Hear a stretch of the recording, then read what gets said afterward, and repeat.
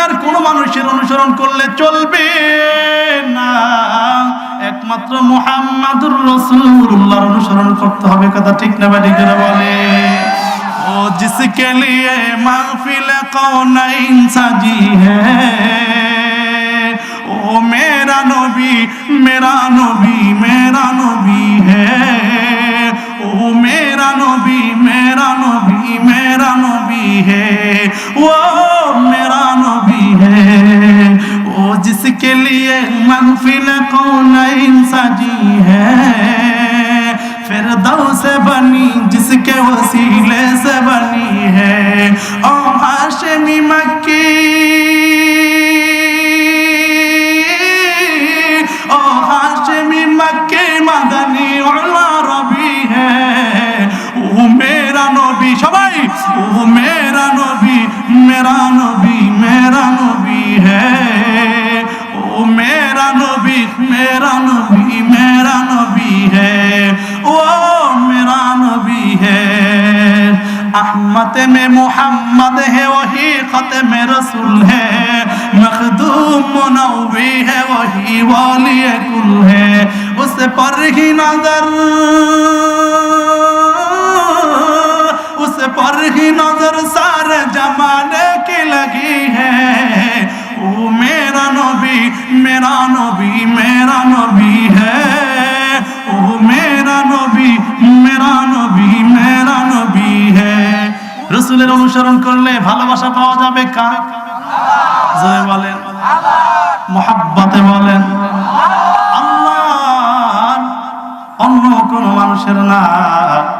এই বান্দা যারা রাসূলের ইত্তেবা করবে তারা আল্লাহর ভালোবাসা পাবে, আর যারা আল্লাহর ভালোবাসা পাবে আল্লাহ তাদেরকে বিনা হিসাবে জান্নাতের মেহমান বানিয়ে দিবে।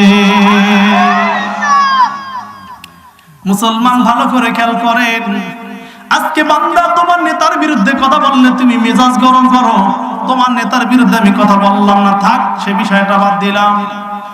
পীরের বিরুদ্ধে কথা বললে তোমার মেজাজ গরম, পীরের বিরুদ্ধে আমি কথা বলবো না। ওস্তাদের বিরুদ্ধে কথা বললে মেজাজ গরম, তোমার ওস্তাদের বিরুদ্ধেও আমি বলবো না।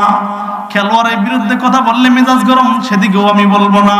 নায়ক নায়িকার বিরুদ্ধে কথা বললে মেজাজ গরম, সেটাও বলবো না। নেতা নেত্রীর বিরুদ্ধে বললে গরম, সেখানেও আমি বলবো না। তবে একটা কথা আমি ভালো করে বুঝাইতে চাই, এ বান্দা ভালো করে খেয়াল করেন, আজকে নেতার বিরুদ্ধে কথা বললে তুমি রাগ হয়ে যাও, খেলোয়াড়ের বিরুদ্ধে কথা বললে তুমি রাগ করো, পীরের বিরুদ্ধে কথা বললে মেজাজ গরম করো। এ বান্দা ভালো করে বুঝতে হবে রে মুমিন, তুমি কি খেলোয়াড়ের উম্মত না মুহাম্মাদুর রাসূলুল্লাহর উম্মত?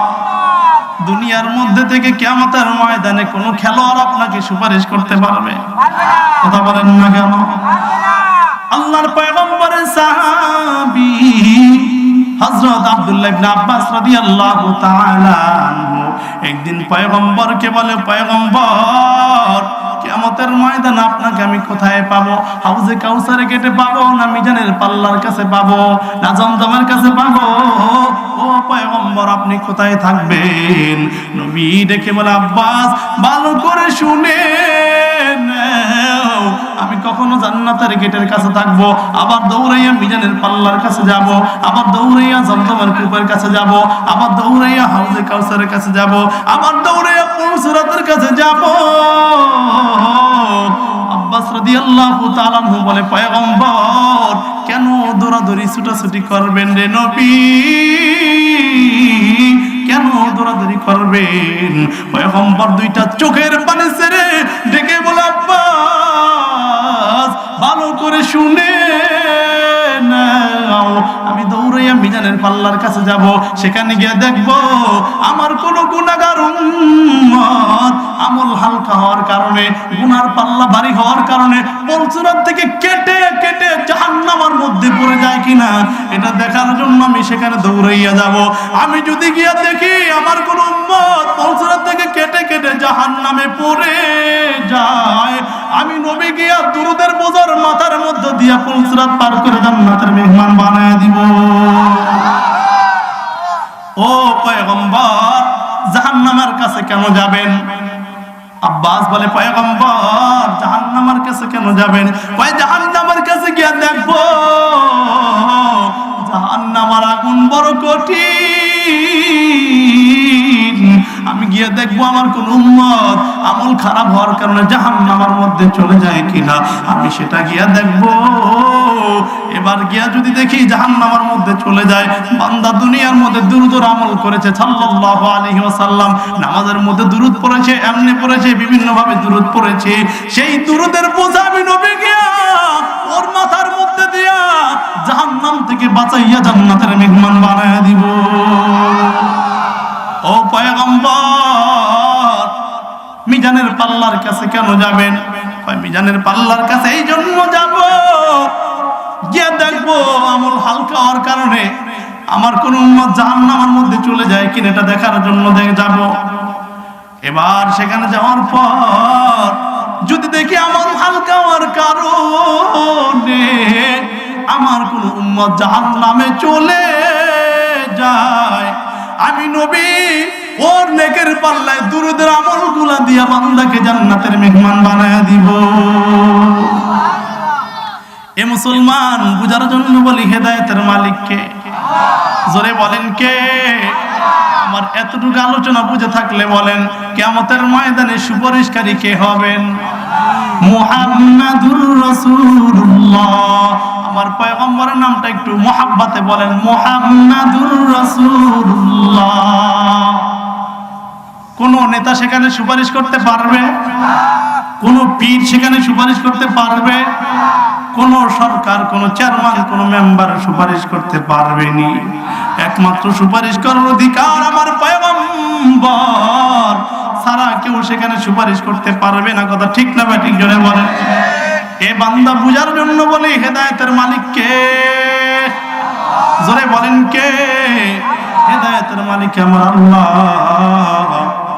বান্দা আমার পয়গম্বরের শান কত জানো না? আজকে নেতার বিরুদ্ধে কথা বললে মেজাজ গরম করো, নবীর বিরুদ্ধে কথা বললে তোমার মেজাজটা গরম হয় না। বাপের বিরুদ্ধে কথা বললে মেজাজ গরম করো, মায়ের বিরুদ্ধে কথা বললে গরম, কিন্তু পয়গম্বরের বিরুদ্ধে কথা বললে গরম হয় না।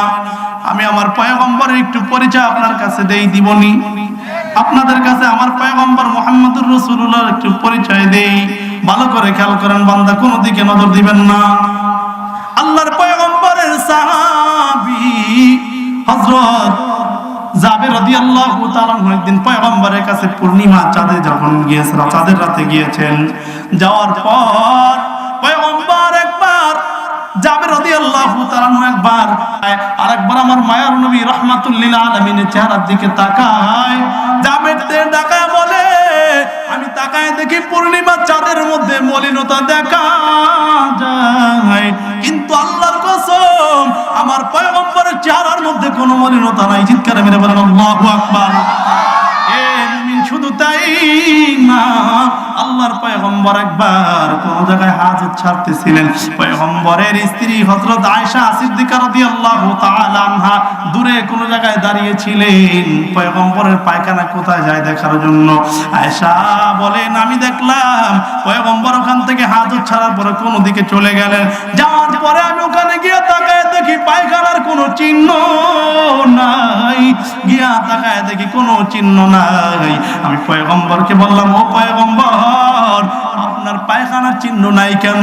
নবীকে বলে, আয়েশা ভালো করে শুনে নে, তোরা মনে করছ আমি তোদের মতো সাধারণ মানুষ, আমি তোদের মতো সাধারণ কোনো মানুষ না, আমি সাধারণ কোনো মানুষ না। আমার পায়খানা জমিন খাওয়ার জন্য 24টা ঘন্টা অপেক্ষা করতে থাকে। চিৎকার মেরে বলেন আল্লাহু আকবার। আয়েশা, মনে করিস না আমি সাধারণ তোদের মতো মানুষ। এক সাহাবী বলে, আমি পয়গম্বরকে তাকায় দেখলাম জঙ্গলের মধ্যে হাজত ছাড়ার জন্য গেল, মনে মনে চিন্তা করি আমি তাকায় দেখবো পয়গম্বরের পায়খানা কোথায় যায়। ওখানে পয়গম্বর ওখান থেকে যাওয়ার পর ওই সাহাবী সেখানে গিয়া তাকায় দেখে কিছুই নাই, 3টা মাটির টুকরা পড়ে আছে। চিৎকার মেরে বলেন সুবহানাল্লাহ। সাহাবী বলেন, যতদিন পর্যন্ত ওই 3টা মাটির টুকরা আমি সুন্দর একটা রুমালে করে আমি দেখি মাটির টুকরা থেকে এত সুন্দর ঘ্রাণ, দুনিয়ার কোন মেশকম্বরের আতরের মধ্যে এত কোনো ঘ্রাণ নাই। চিৎকার করে বলেন সুবহানাল্লাহ। ওই 3টা মাটির টুকরা একটা সুন্দর রুমালে কোলে করে আমি বাড়ির মধ্যে নিয়ে আসলাম। পয়গম্বর একদিন আমার বাড়ির মধ্যে দাওয়াত খাওয়ার জন্য এসেছেন। নবী ডেকে বললেন, সাহাবী, এত সুন্দর মেশকম্বরে আতর কোন জায়গা থেকে পাইলি? পয়গম্বর, আমি কোন আতর ঘরের মধ্যে রাখি নাই। কি রেখেছো? অমুক